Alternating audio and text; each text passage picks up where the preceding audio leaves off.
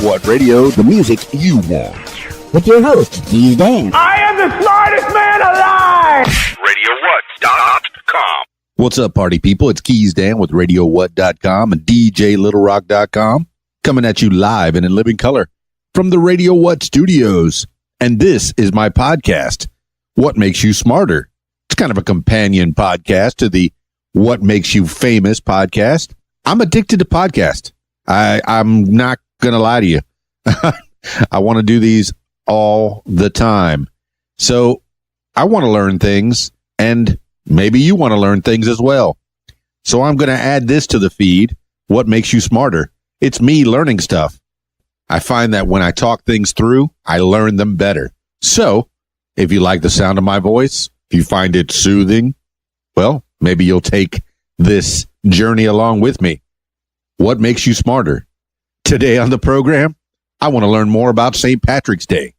I've always liked St. Patrick's Day. It's always been a holiday that I really enjoy. Apparently, I'm half Irish, or I have some Irish in me. In any case, I've adopted the Irish heritage as part of my persona. In fact, in 2001, I bought an Irish national kilt that was made in Ireland. I bought it from a little Irish boutique in Fort Lauderdale. I can't remember the name of the boutique, or else I'd give them a shout out. I apologize irrevocably. It's probably the only Irish boutique in the Fort Lauderdale area. I probably should have looked it up before I started this podcast, but that's on me. Now, throughout this podcast, I'll be attempting to pronounce Gaelic words. I will probably fail miserably. So please bear with me. We're going to go and dive into St. Patrick's Day.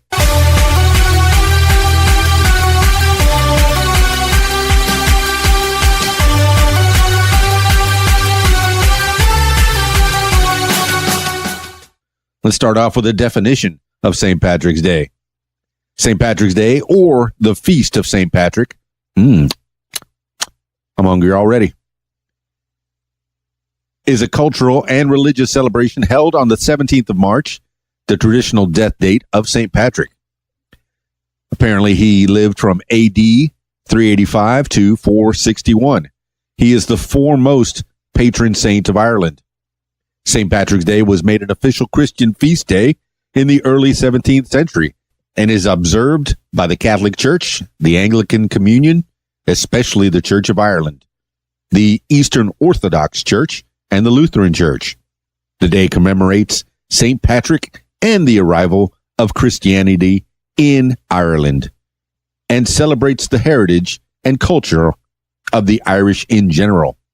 Celebrations generally involve public parades and festivals. Celis? Gonna have to find out what that is. Let's click on it. Find out what Celis is. Okay. The pop-up says a celid,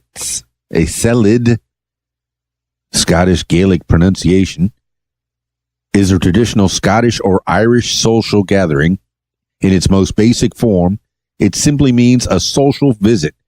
In contemporary usage, it involves dancing and playing Gaelic folk music, either at a house party or a larger concert at a social hall or other community gathering place. All right. Sounds good. Let's go back to St. Patrick's Day. A celis and the wearing of green attire or shamrocks. What's a shamrock? Oh, a shamrock is a young sprig used as a symbol of Ireland. St. Patrick, Ireland's patron saint, is said to have used it as a metaphor for the Christian Holy Trinity. The name shamrock comes from the Irish shamrog. Oh, I probably butchered that. Sorry, Irish folk. Which is the diminutive of the Irish word and simply means young clover. Okay, that's a shamrock. I knew what they were. I just didn't know what they meant. How about that? Continuing, Christians who belong to liturgical denominations also attend church services. And historically, the Lenten restrictions on eating. Wait, let's back up. What's Lenten?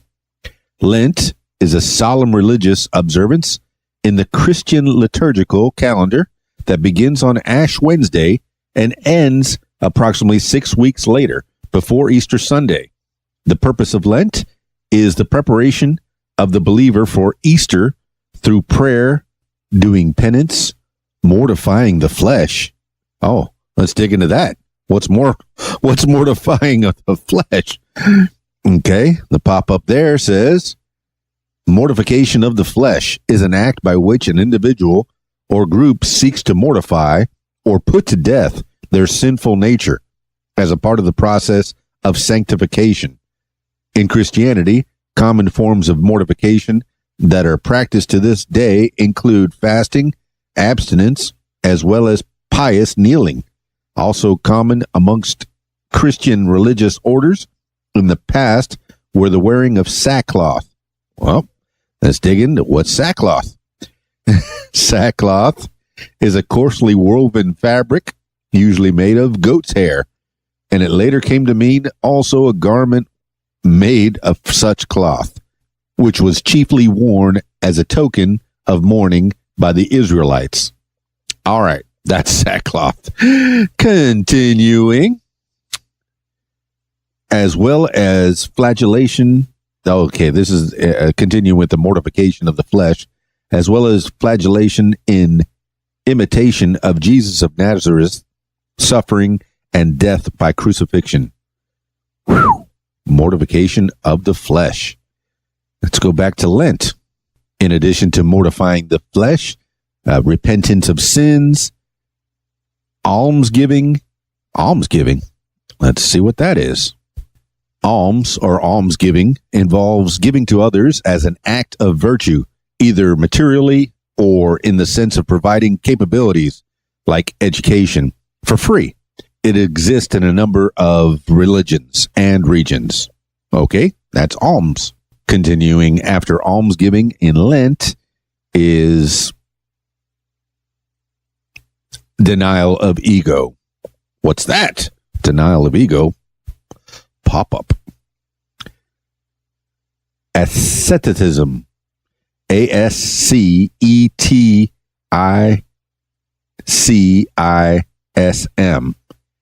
Asceticism. Let's go with that. It's a lifestyle characterized by abstinence from sensual pleasures, often for the purpose of pursuing spiritual goals. Okay. Asceticism. ASCETICISM. Asceticism. Continuing with Lent. Oh, that's the denial of ego. All right, let's go back to St. Patrick's Day. After all that Lent, Lenten restrictions on eating and drinking alcohol were lifted for the day, which has encouraged and propagated the holiday's tradition of alcohol consumption. St. Patrick's Day is a public holiday in the Republic of Ireland, Northern Ireland, the Canadian province of Newfoundland and Labrador, and the British Overseas Territory of Montserrat. It is widely celebrated by the Irish diaspora. Irish diaspora? What's that? Another pop-up. The Irish diaspora refers to Irish people and their descendants who live outside the island of Ireland. All right, diaspora. Irish people that don't live in Ireland. Sounds good. I guess I would qualify. I think. Around the world, especially in the United Kingdom, Canada, United States, Brazil, Argentina, Australia, and New Zealand, St. Patrick's Day is celebrated in more countries than any other national festival. Modern celebrations have been greatly influenced by those of the Irish diaspora, particularly those that developed in North America. However, there has been criticism of St. Patrick's Day celebrations for having become too commercialized and for fostering negative stereotypes of the Irish people. No kidding. Well, Why is it that people think the Irish are all drunks? St. Patrick's Day. All right, let's go into St. Patrick. Who was St. Patrick? Patrick was a 5th century Romano-British Christian missionary and bishop in Ireland.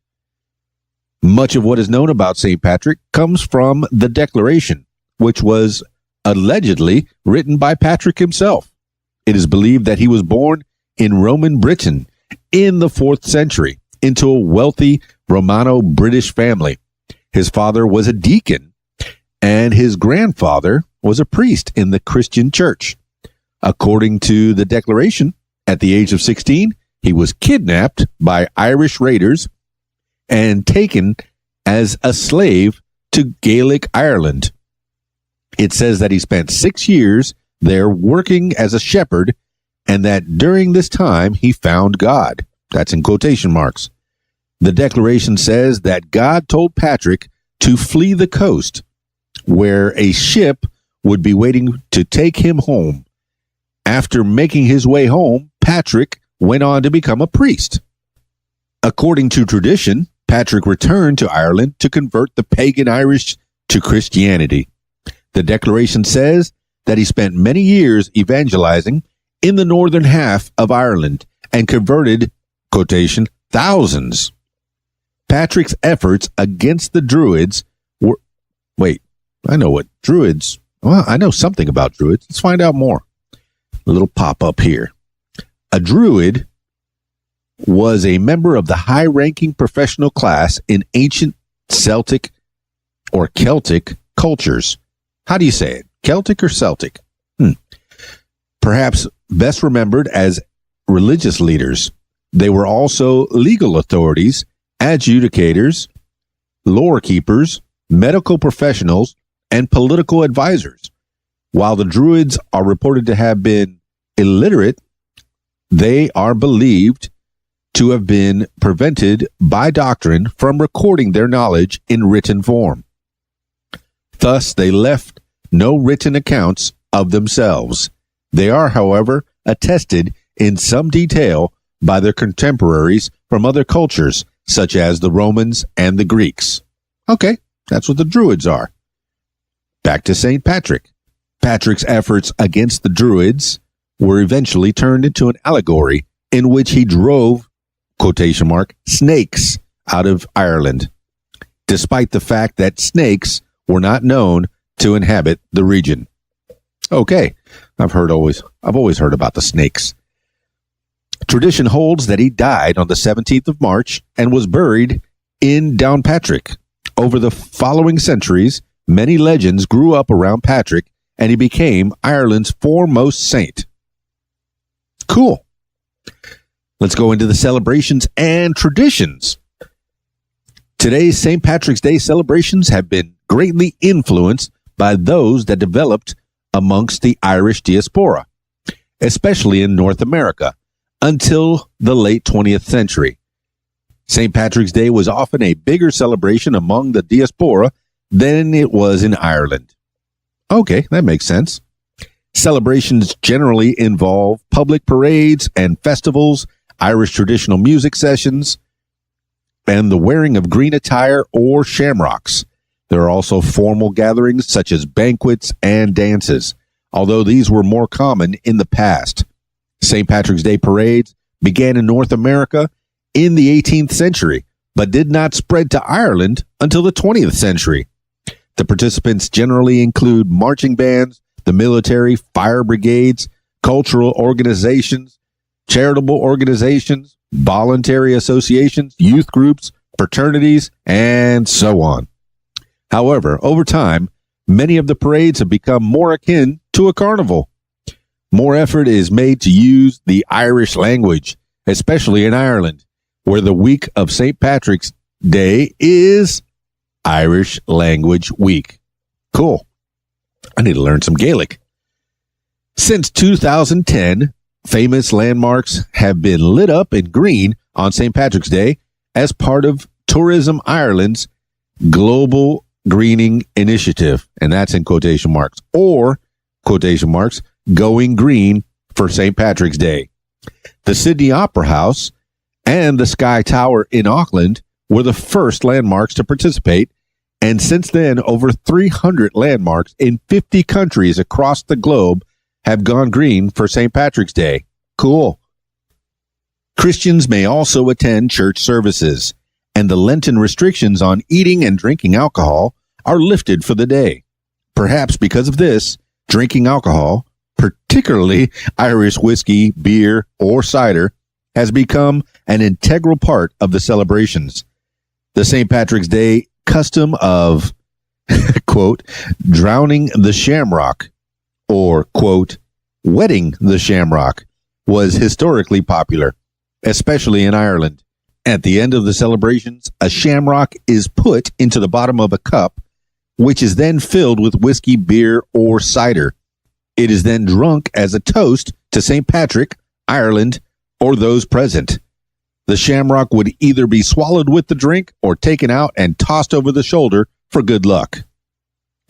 Irish government ministers travel abroad on official visits to various countries around the globe to celebrate St. Patrick's Day and promote Ireland. The most prominent of these is the visit of the Irish Taoiseach. The Taoiseach? Oh, the Irish Prime Minister. Taoiseach.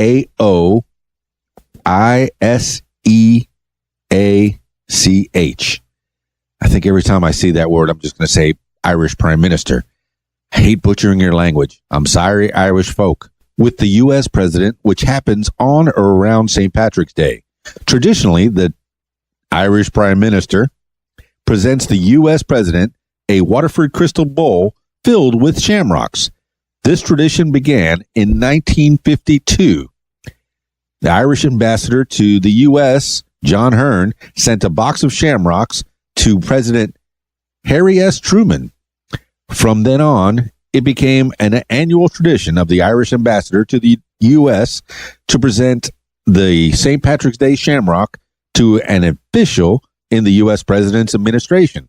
Although, on some occasions, the shamrock presentation was made by the Irish president to the U.S. president personally in Washington, such as when President Dwight D. Eisenhower met the Irish Prime Minister John A. Costello in 1956 and President Sean T. O'Kelly in 1959, or when President Ronald Reagan met Irish President Garrett Fitzgerald in 1986 and the Irish President Charles J. Howe in 1987. However, it was only after the meeting between Albert Reynolds and Bill Clinton in 1994 that the presenting of the Shamrock ceremony became an annual event for the leaders of both countries for St. Patrick's Day.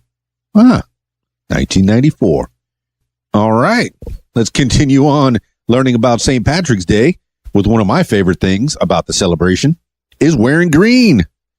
On St. Patrick's Day, it is customary to wear shamrocks, green clothing, or green accessories. St. Patrick is said to have used the shamrock, a three-leaved plant, to explain the Holy Trinity to the pagan Irish. This story first appears in writing in 1726, though it may be older. In pagan Ireland, 3 was a significant number, and the Irish had many triple deities, a fact that may have aided St. Patrick in his evangelization efforts.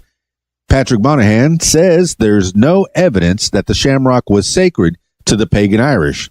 However, Jack Santino speculates that it may have represented the regeneration powers of nature and was recast in a Christian context.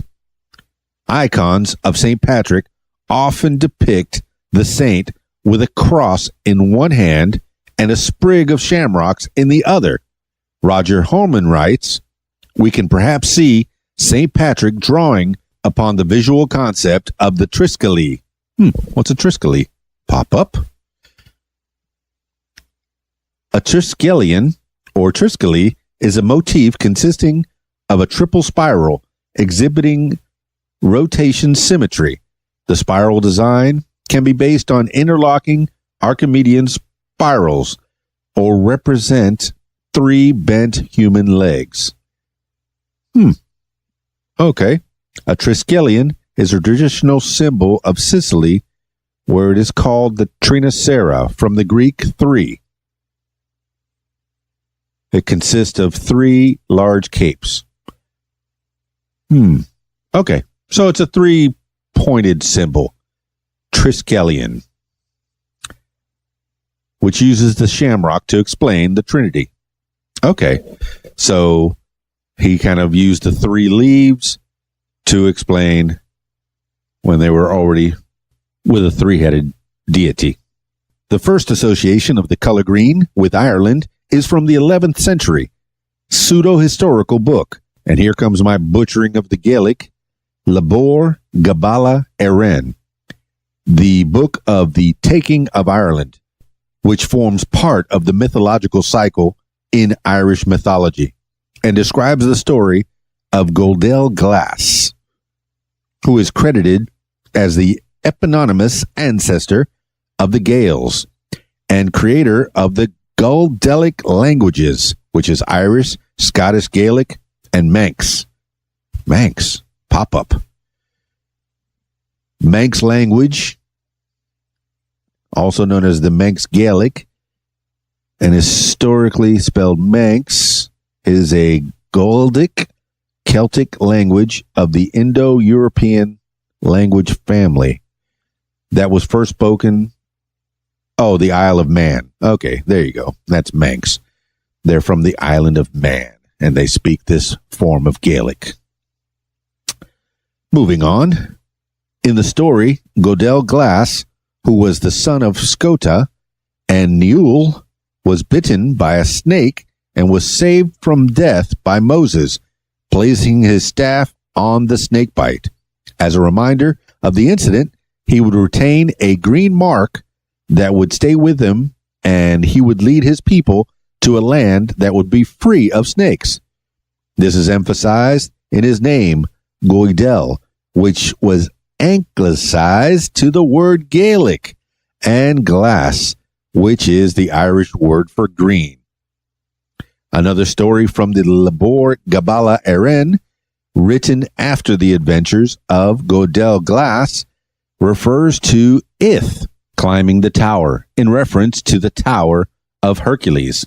His father, Breogan, builds in Brigantia, which is modern-day Coruna in Galicia, Spain, on a winter's day, and is so captivated by the sight of a beautiful green island in the distance that he must set sail immediately. This story also introduces three national personifications of Ireland: Bamba, Fodla, and Eriu. The color green was further associated with Ireland from the 1640s, when the green harp flag was used by the Irish Catholic Confederation. Green ribbons and shamrocks have been worn on St. Patrick's Day since at least the 1680s. The Friendly Brothers of St. Patrick, an Irish fraternity founded in about 1750, adopted green as its color.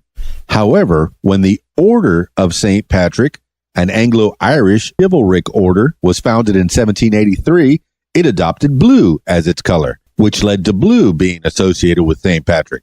During the 1790s, green would become associated with Irish nationalism due to its use by the United Irishmen.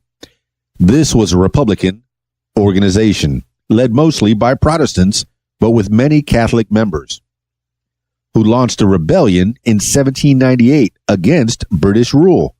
The phrase, quotation marks, wearing the green, quotation, comes from a song of the same name, which laments United Irishmen supporters being persecuted for wearing green.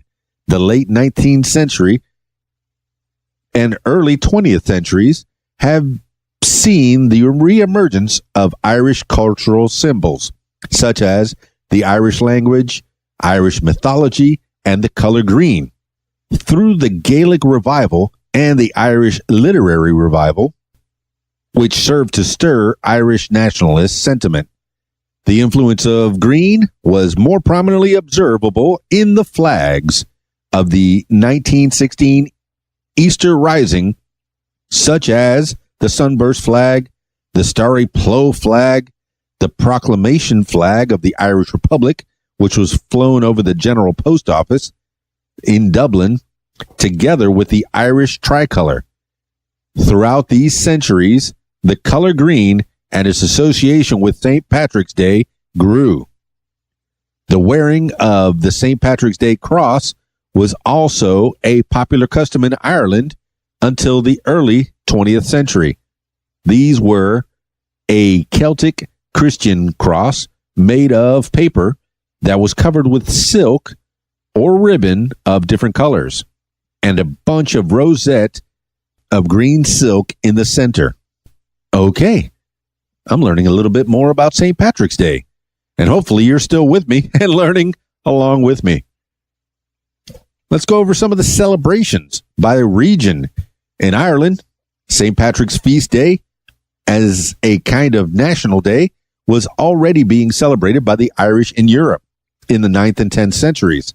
In later times, he became more and more widely seen as the patron of Ireland.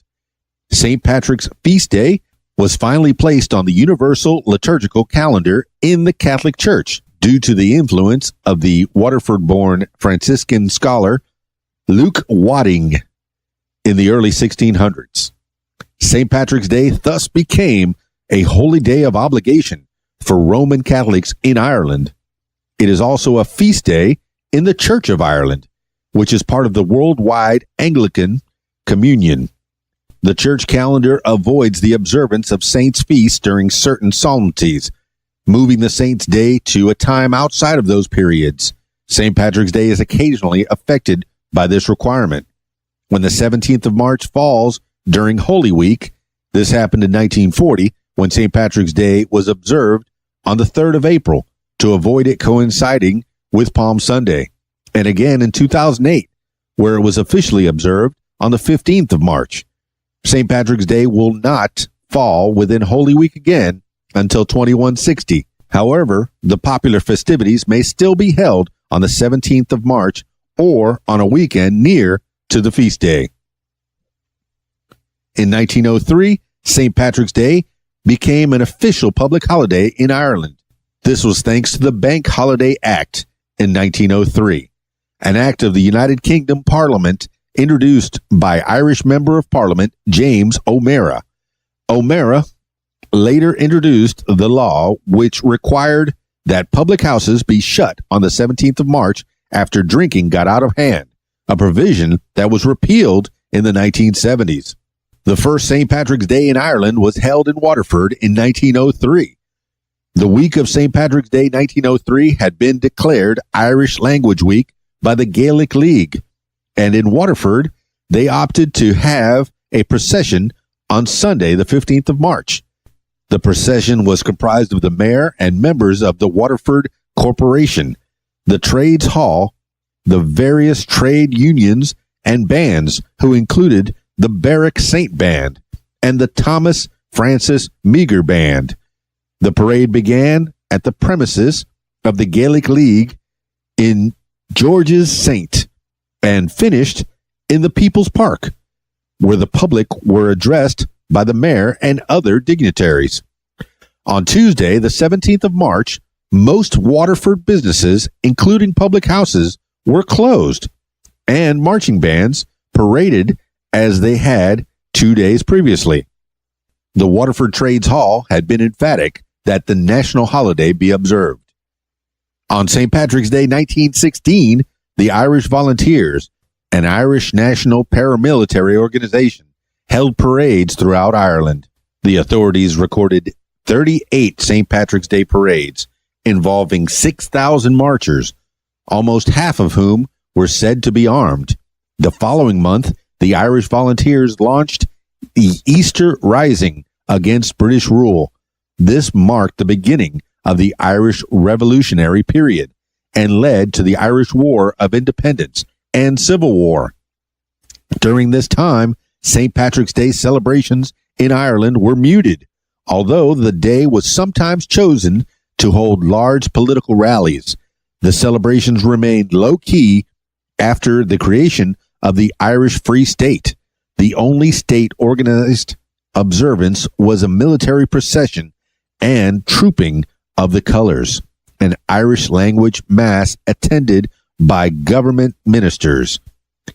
In 1927, the Irish Free State government banned the selling of alcohol on St. Patrick's Day, although it remained legal in Northern Ireland. The ban was not repealed until 1961.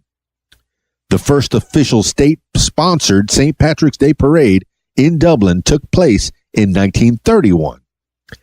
A Northern Ireland celebration of St. Patrick's Day was affected by sectarian divisions. A majority of the population were Protestant, Ulster Unionists who saw themselves as British, while a substantial minority were Catholic Irish nationalists who saw themselves as Irish. Although it was a public holiday, Northern Ireland's Unionist government did not officially observe St. Patrick's Day. During the conflict known as the Troubles in the late 1960s to the late 1990s, public St. Patrick's Day celebrations were rare and tended to be associated with the Catholic community.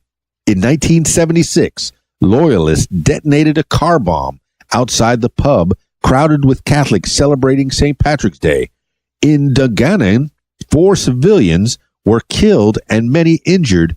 However, some Protestant Unionists attempted to reclaim the festival, and in 1985, the Orange Order held its own St. Patrick's Day parade. Since the end of the conflict in 1998, there have been cross-community St. Patrick's Day parades in towns throughout Northern Ireland, which have attracted thousands of spectators. In the mid-1990s, the government of the Republic of Ireland began a campaign to use St. Patrick's Day to showcase Ireland and its culture.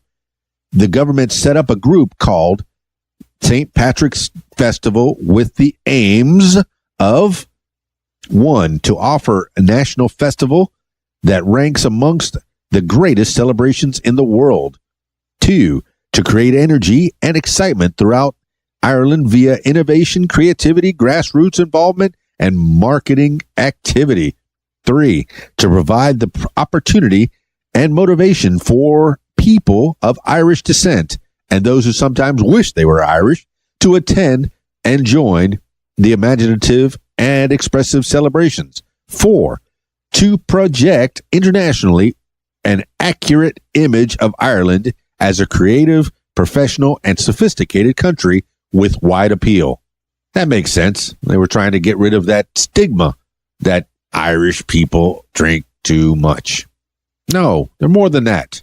Continuing, the first St. Patrick's Festival was held on the 17th of March, 1996. In 1997, it became a 3-day event, and by 2000, it was a 4-day event. By 2006, the festival was 5 days long. More than 675,000 people attended the 2009 parade. Overall, 2009's 5-day festival saw almost 1 million visitors who took part in the festivities that included concerts, outdoor theater performances, and fireworks. The Skyfest, which ran from 2006 to 2012, formed the centerpiece of the St. Patrick's Festival. The topic of the 2004 St. Patrick's Symposium was Talking Irish, during which the nature of Irish identity, economic success, and the future were discussed. Since 1996, there has been a greater emphasis on celebrating and projecting a fluid and inclusive notion of, quotations, Irishness, rather than an identity based around traditional religious or ethnic allegiance. The week around St. Patrick's Day usually involves Irish language speakers using more Irish during, I'm going to butcher this, Síocháin na Gaeilge, Irish Language Week. Christian leaders in Ireland have expressed concern about the secularization of St. Patrick's Day. In the World Magazine's March 2007 issue, Father Vincent Toomey wrote, "It is time to reclaim St. Patrick's Day as a church festival." He questioned the need for mindless alcohol-fueled revelry and concluded that it is time to bring piety and the fun together.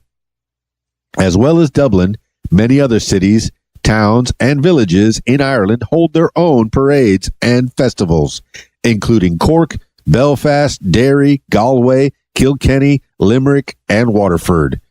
The biggest celebrations outside the cities are in Downpatrick, County Down, where St. Patrick is said to be buried. The shortest St. Patrick's Day celebration in the world formerly took place in Dripsey, County Cork. The parade lasted just 23.4 meters and traveled between the village's two pubs. The annual event began in 1999, but ceased after 5 years when one of the two pubs closed. There are many other traditions observed elsewhere in Europe. I'll go over a little bit of them. Let's see. In England, the British royals traditionally present bowls of shamrock to members of the Irish Guards, a regiment in the British Army, following Queen Alexandra, introducing the tradition in 1901. Since 2012, the Duchess of Cambridge has presented the bowls of shamrock to the Irish Guards. While female royals were often tasked with presenting the bowls of shamrock, male royals have also done this, such as King George VI in 1950, to mark the 50th anniversary of the formation of the Irish Guards, and in 2016, the Duke of Cambridge in place of his wife. Fresh shamrocks are presented to the Irish Guards, regardless of where they are stationed, and are flown in from Ireland. While some St. Patrick's Day celebrations could be conducted openly in Britain pre-1960s, this would change following the commencement by the IRA's bombing campaign on mainland Britain. And as a consequence, this resulted in a suspicion of all things Irish and those who supported them, which led to people of Irish descent wearing a sprig of shamrock on St. Patrick's Day in private or attending specific events. Today, many years following the Good Friday Agreement, the people of Irish descent openly wear a sprig of shamrock to celebrate their Irishness. In Malta, the first St. Patrick's Day celebrations took place in the early 20th centuries by soldiers of the Royal Dublin Fulsirs who were stationed in Floriana. Celebrations were held in the Balsadena area of town, which contained a number of bars and was located close to the barracks. The Irish diaspora in Malta continued to celebrate the feast annually. In Russia, the first St. Patrick's Day parade took place in 1992. Since 1999, there's been a yearly St. Patrick's Day festival in Moscow and other Russian cities.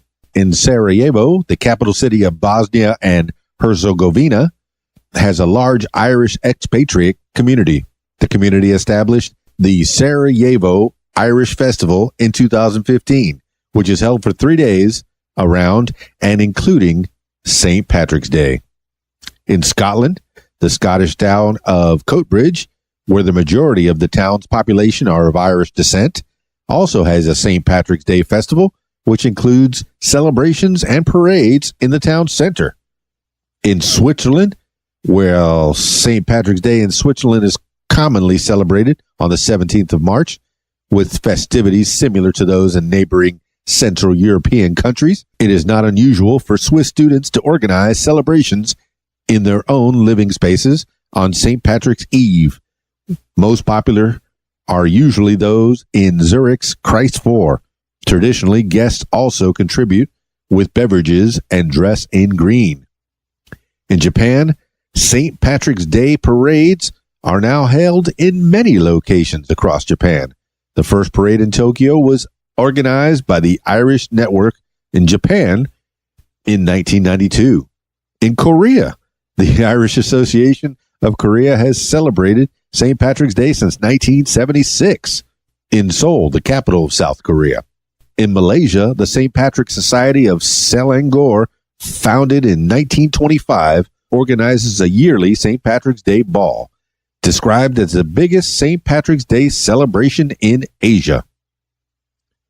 Montserrat, on the island of Montserrat, known as the Emerald Island of the Caribbean because of its founding by Irish refugees from St. Kitts and Nevis, Montserrat is one of the three places where St. Patrick's Day is a public holiday, along with Ireland and the Canadian province of Newfoundland and Labrador. The holiday in Montserrat also commemorates a failed slave uprising that occurred on the 17th of March in 1768.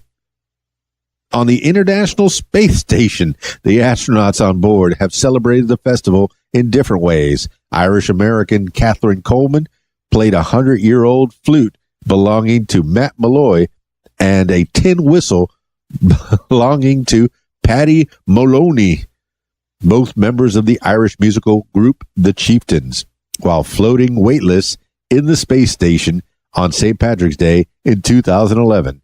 Her performance was later included in a track called The Chieftains in Orbit on the group's album Voice of Ages. Chris Hadfield took photographs of Ireland from Earth orbit and a picture of himself wearing green clothing in the space station and posted them online on St. Patrick's Day in 2013. He also posted online a recording of himself singing Danny Boy in space. And now on to celebrations of St. Patrick's Day in North America.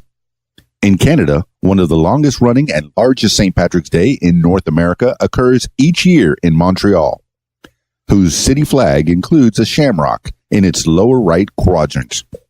The yearly celebration has been organized by the United Irish Societies of Montreal since 1929. The parade has been held yearly without interruption since 1824. St. Patrick's Day itself, however, has been celebrated in Montreal since as far back as 1759 by Irish soldiers in the Montreal garrison following the British conquest of New France. In St. John, New Brunswick, St. Patrick's Day is celebrated as a week-long celebration. Shortly after the J.P. Collins Celtic Festival is an Irish festival celebrating St. John's Irish heritage. The festival is named for a young Irish doctor, James Patrick Collins, who worked on Partridge Island, St. John County, quarantine station, tending to sick Irish immigrants before he died there himself. In Manitoba, the Irish Association of Manitoba runs a yearly 3-day festival of music and culture based around St. Patrick's Day. In 2004, Celtic Fest Vancouver Society organized its first yearly festival in downtown Vancouver to celebrate the Celtic nations and their cultures. This event, which includes a parade, occurs each year during the weekend nearest St. Patrick's Day. In Quebec City, there was a parade from 1837 to 1926. The Quebec City St. Patrick Parade returned in 2010 after more than 84 years. For the occasion, a portion of New York Police Department pipes and drums were present as special guests. There has been a parade held in Toronto since at least 1863. There is a large parade in the city's downtown on the Sunday before the 17th of March, which attracts over 100,000 spectators. The Toronto Maple Leafs hockey team was known as the Toronto St. Patricks from 1919 to 1927 and wore green jerseys. In 1999, when the Maple Leafs played on St. Patrick's Day, they wore green St. Patrick's retro uniforms. Some groups, notably Guinness, have lobbied to make St. Patrick's Day a national holiday. In March 2009, the Calgary Tower changed its top exterior lights to new green CFL bulbs just in time for St. Patrick's Day, part of an environmental non-profit organization's campaign, Project Porchlight. The green represented environmental concerns. Approximately 210 lights were changed in time for St. Patrick's Day and resembled a leprechaun's hat. After a week, white CFLs took their place. The change was estimated to save the Calgary Tower some $12,000 and reduce greenhouse gas emissions by 104 tons. That's TONNES. Moving further south in North America, in Mexico, the St. Patrick's Day Battalion is honored in Mexico on St. Patrick's Day. Moving further south, in South America, Argentina, in Buenos Aires, a party is held in the downtown street of Reconquista, where there are several Irish pubs. In 2006, there were 50,000 people in the street and the pubs nearby. Neither the Catholic Church nor the Irish community, the fifth largest in the world outside Ireland, take part in the organization of the parties. And finally, celebrations in United States of St. Patrick's Day. St. Patrick's Day, while not a legal holiday in the United States, is nonetheless widely recognized and observed throughout the country as a celebration of Irish and Irish American culture. Celebrations include prominent displays of the color green, religious observances, numerous parades, and copious consumption of alcohol. The holiday has been celebrated in North America since the late 18th century. There is some criticism about St. Patrick's Day celebrations. They've been criticized particularly for their association with public drunkenness and disorderly conduct. Some argue that the festivities have become too commercialized and tacky and have strayed from their original purpose of honoring St. Patrick and Irish heritage. Journalist Niall O'Dowd has criticized attempts to recast St. Patrick's Day as a celebration of multiculturalism rather than a celebration of Irishness.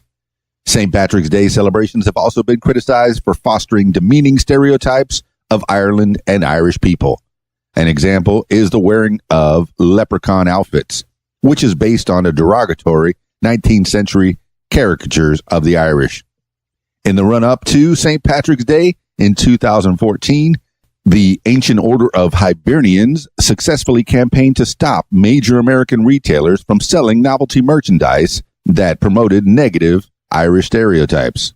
Some have described St. Patrick's Day celebrations outside of Ireland as displays of plastic pattiness. That's in quotations. Let's find out what that is.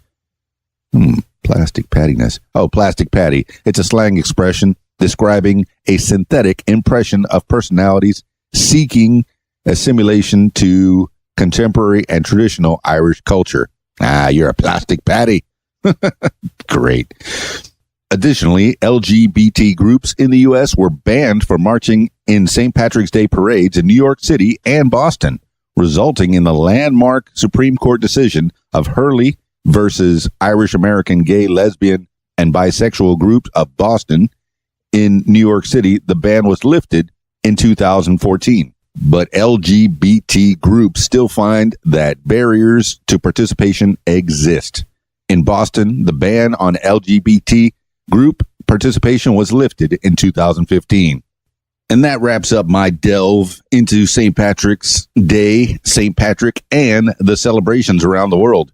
Wow, I learned a little bit more about St. Patrick's Day. It's not just about wearing green. There's a lot of history there. Thank you so much for listening to me ramble on about St. Patrick's Day on this edition of What Makes You Smarter. It's a companion piece to the What Makes You Famous podcast. If you want to participate in the What Makes You Famous podcast and tell your story, give me a call at 305-470-6386 or send me an email, info@radiowhat.com. It's Keys Dan from radiowhat.com, djlittlerock.com, saying thank you very much. Peace. I'm out of here. Hey, Keys Dan. What you doing? My line. I'm playing the best music by request 24 hours a day. Click on the request tab at the top of radiowhat.com. radiowhat.com.